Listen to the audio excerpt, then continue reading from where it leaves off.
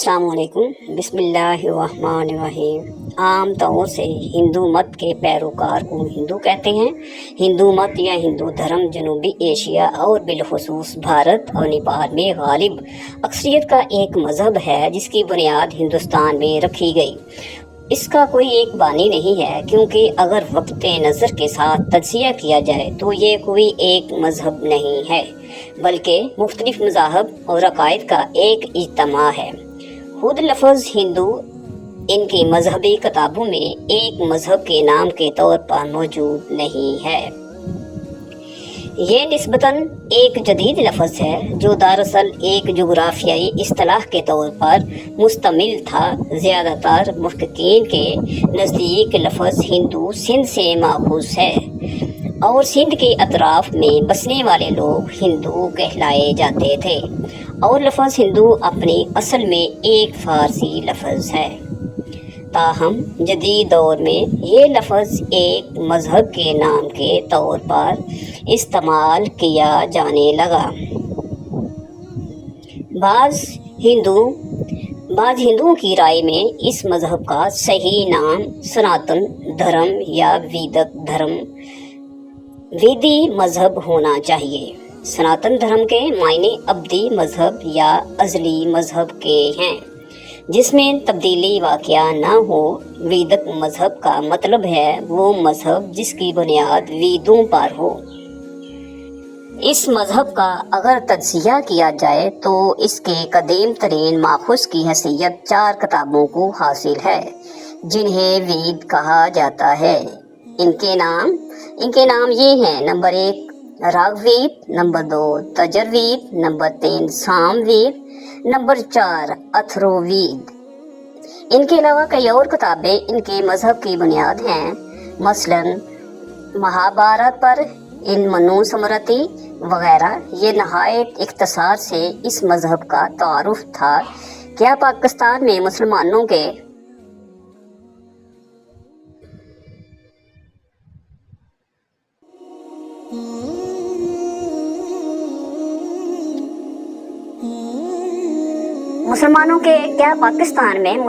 के अबो अजदाद हिंदू थे? तो यकीनन हिंदू थे, और बाद में इस्लाम की दावत को कबूल किया। बर्रे सगीर की अक्सरियत ने अभी इस्लाम को कबूल नहीं किया और अब भी अपने पुराने मज़हब के पैरोकार हैं। जहाँ तक इस सवाल का ताल्लुक है, क्या उन्होंने जानबूझकर अल्लाह का इनकार किया है, तो ये इल्म अल्लाह के सिवा किसी को भी नहीं है। ये भी हो सकता है कि गलत फहमियों की वजह से इस्लाम कबूल ना किया हो। अगर गौर से देखा जाए तो अमूमन एक इंसान इसी मज़हब का पैरो होता है जिसमें इसकी पैदाइश हुई होती है। मज़हब तब्दील करना इतनी आसान बात नहीं है, इसमें काफ़ी मसाइल होते हैं। ख़ासकर दौरे हाज़िर में मुसलमानों ने इस्लाम की जो तस्वीर दुनिया के सामने पेश की है, इससे इस्लाम की दावत को शदीद नुकसान पहुंचा है, और दीगर अक़वाम के लोग हमें हरीफ और दुश्मन की नज़र से देखने लगे हैं। ये हमारी गलती है कि हम अल्लाह के दीन का सही तारुफ पेश करने में नाकाम रहे हैं। हमारी जिम्मेदारी सिर्फ इतनी है कि अपने इल्म की हद तक दीन की सही बात दूसरों तक पहुंचा दें और उनके हक में दुआ करें। सज़ा देना हमारा काम नहीं है, ये सिर्फ अल्लाह ताला का हक है। कुरान में अल्लाह ताला का इरशाद है, अगर तुम्हारा परवरदिगार चाहता तो ज़मीन पर जितने लोग हैं सब ईमान ले आते। फिर क्या लोगों को मजबूर करोगे कि वो मोमिन हो जाएं? मतलब ये है कि जब खुदा ने इस मामले में जबर को पसंद नहीं किया तो तुम्हें भी परेशान नहीं होना चाहिए। खुदा अगर यही चाहता कि ज़मीन में सब मोमिन फरमा बरदार ही हों तो शजर व हजर की तरह इंसानों को भी इस तरह पैदा कर देता कि वो हमेशा उसके हुक्म के पाबंद रहते, मगर उसने ऐसा नहीं चाहा। इंसानों के मामले में उसकी स्कीम ये है کہ وہ آزادی اور اختیار کے ساتھ ایمان یا کفر میں سے کسی ایک کا انتخاب کرے۔ جنت کی ابدی نعمتیں اسی ایمان کا صلہ ہیں۔ تمہارا فرض وہی ہے جو تم نے پورا کر دیا ہے۔ خدا نے تم پر یہ ذمہ داری عائد نہیں کی ہے کہ لوگوں کو زبردستی راہ راست پر لے آؤ۔ انڈیا میں موجود ذات پات پر مبنی نظام دنیا بھر میں سماجی سطح پر طبقاتی تقسیم کی سب سے پرانی صورت ہے۔ 3000 سے زائد عرصے سے رائج اس نظام کے تحت ہندوؤں کو ان کے کرما، کام اور دھرما فرض کی بنیاد پر مختلف سماجی گروہوں میں تقسیم کیا گیا ہے۔ 3000 سال پرانی کتاب مانو سمرتی میں، جسے ہندو قوانین کا سب سے اہم ماخوذ سمجھا جاتا ہے، ذات پات کے نظام کو سوسائٹی میں تنظیم اور ترتیب کی بنیاد پر تسلیم کیا گیا اور اس کے حق میں دلائل دیے گئے ہیں۔ ذات پات کا نظام ہندوؤں کو برہمن، شودری، ویش اور شودر کے نام سے 4 کیٹیگریوں میں تقسیم کرتا ہے۔ کئی لوگوں کا خیال ہے کہ اس تقسیم کا ماخوذ تخلیق ہے۔ متعلقہ ہندو دیوتا برہما ہے۔ اس طبقاتی تقسیم میں سب سے اوپر برہمن آتے ہیں، جن کا کام تعلیم، مون تربیت اور دماغی کاموں کی انجام دہی ہے۔ خیال کیا جاتا ہے کہ وہ برہما کے سار سے وجود میں آئے ہیں۔ اس سے بعد شتریوں کا درجہ آتا ہے، جو پیشہ کے لحاظ سے حکمران اور سپاہ گری سے متعلق ہیں، اور وہ برہما کے بازوؤں سے وجود میں آئے ہیں۔ تیسرے نمبر پر ویش ہیں، جو تجارت پیشہ ہیں اور برہما کی رانوں سے وجود میں آئے ہیں۔ سب سے آخر میں شودروں کا نمبر آتا ہے، جو برہما کے پیروں سے بنے ہیں اور وہ ہاتھوں سے کرنے والے کام اختیار کرتے ہیں۔ ان ذاتوں کو 3000 مزید ذاتوں اور ثانوی ذاتوں میں تقسیم کیا جاتا ہے، جس کا بنیاد مخصوص پیشوں پر ہوتی ہے۔ اچھوتوں یا دلتوں کا شمار ہندو ذات پات کے نظام سے باہر سمجھا جاتا ہے۔ ذات پات کا نظام کیسے کام کرتا ہے؟ صدیوں تک ذات پات ہی ہندو مذہب اور سماجی زندگی کے ہر پہلو بنیاد رہی ہے، اور اس پیچیدہ نظام میں ہر گروپ کی اپنی مخصوص جگہ برقرار رہی ہے۔ دیہی آبادی کی ترتیب خاص طور پر ذات پات کی بنیاد پر ہوتی ہے، اور اونچی اور نچلی ذاتوں کے لوگ بالکل علیحدہ دائروں میں زندگیاں بسر کرتے رہے ہیں۔ ان کے پانی کے کنویں علیحدہ رہے ہیں۔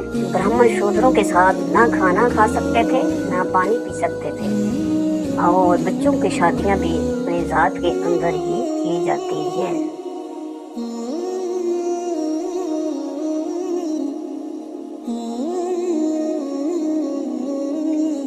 روایتی طور پر اونچی ذات کے ہندوؤں کو بہت سے ثوابدیدی اختیار حاصل رہے ہیں، جبکہ نچلی ذات کے ہندوؤں پر طرح طرح کی پابندیاں کا سامنا رہا ہے۔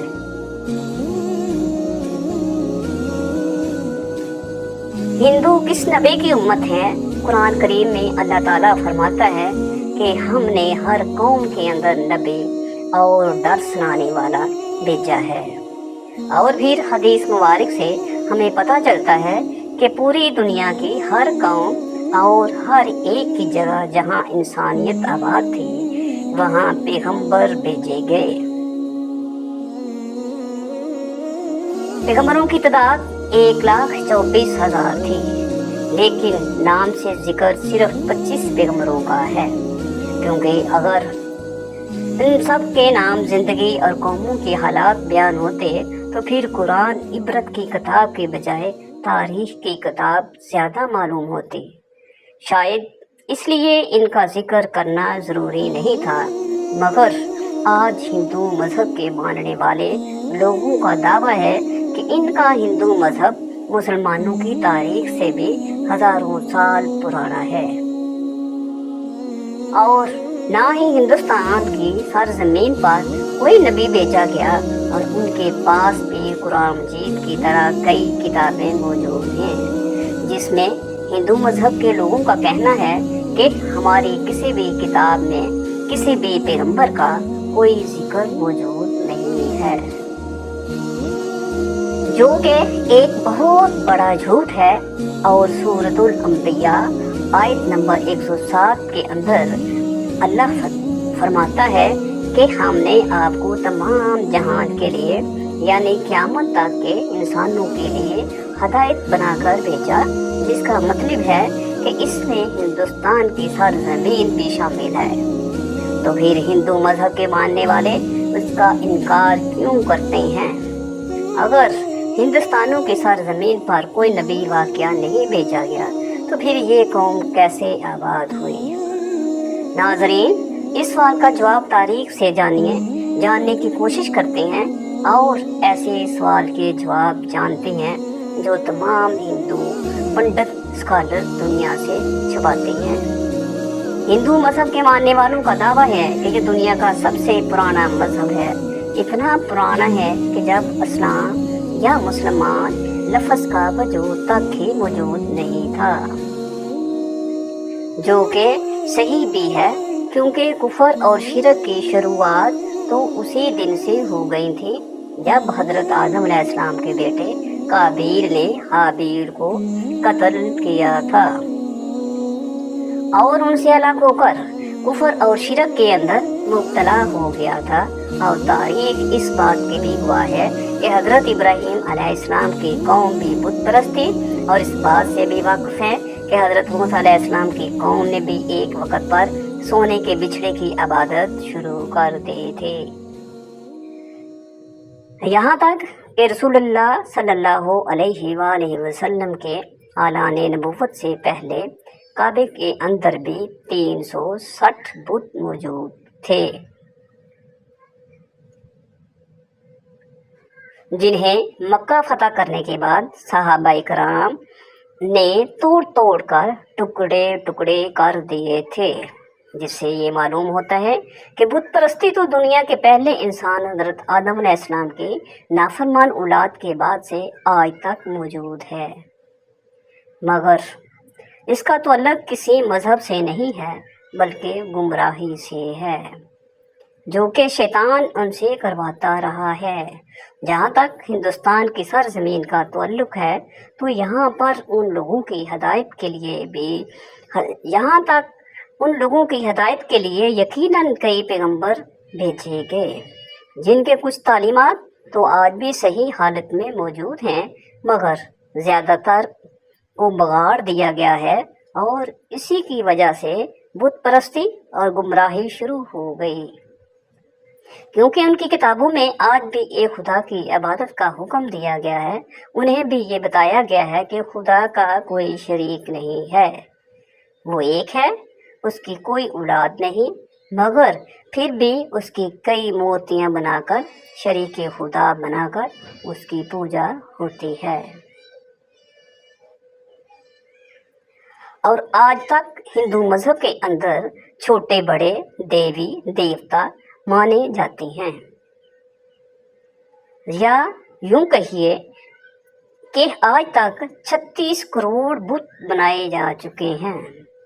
हिंदू स्कॉलर का ये दावा है कि इस्लाम की शुरुआत आज से 1400 साल पहले हुई, और हिंदू मजहब दुनिया का सबसे पुराना मजहब है, इसलिए इस्लाम का हिंदुस्तान की सरजमीन से कोई ताल्लुक़ नहीं है। मगर ये कम अकल इस बात को नहीं जानते कि दुनिया का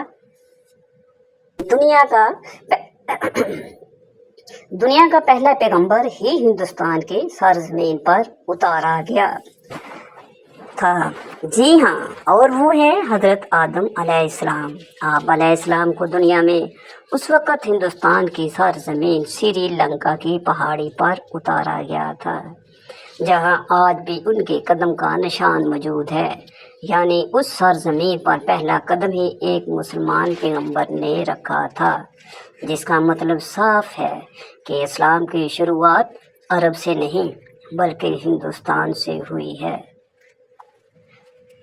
और मुसलमान लफ्ज़ का मतलब है कि अपनी ख्वाहिशों को रब के हवाले करने वाला और उसका हुक्म मानने वाला।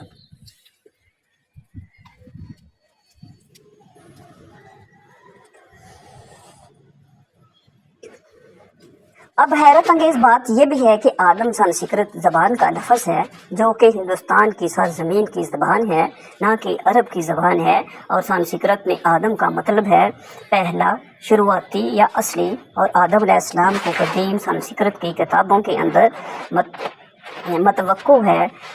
अगर हिंदू किसी तरह से उनके वजूद का इनकार करने की कोशिश करे तो ऐसा बिल्कुल नामुमकिन है, क्योंकि उन्हीं की मुक़द्दस किताब रंग, वेद और कुरान में आदम अलैहिस्सलाम की पैदाइश और फरिश्तों का उनको सजदा करना और आदम अलैहिस्सलाम की पसली से हज़रत हव्वा की पैदाइश और शैतान का उन दोनों को बहकाकर जन्नत से निकलवाना और फिर ज़मीन पर उतार देने का जिक्र साफ तौर पर मौजूद है। बिल्कुल ऐसे ही जैसे कुरान पाक के सूरत बकरा में और इसी तरह इंजील में भी आपका जिक्र किया गया है। इसका मतलब अगर इन तीनों दुनिया की सबसे बड़ी नायाब किताबों के अंदर एक जैसी चीज़ें मौजूद हैं तो उनका भी एक ही होना चाहिए। यानी ये खुदा।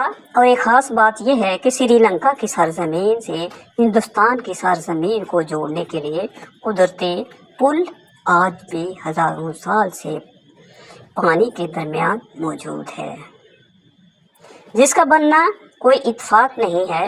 अब सबसे अहम सवाल ये है कि हिंदुस्तान की सरजमीन पर जिस बे पैगंबर को भेजा गया होगा, क्या उसके बारे में हमें तारीख में कुछ सबूत मिलते हैं?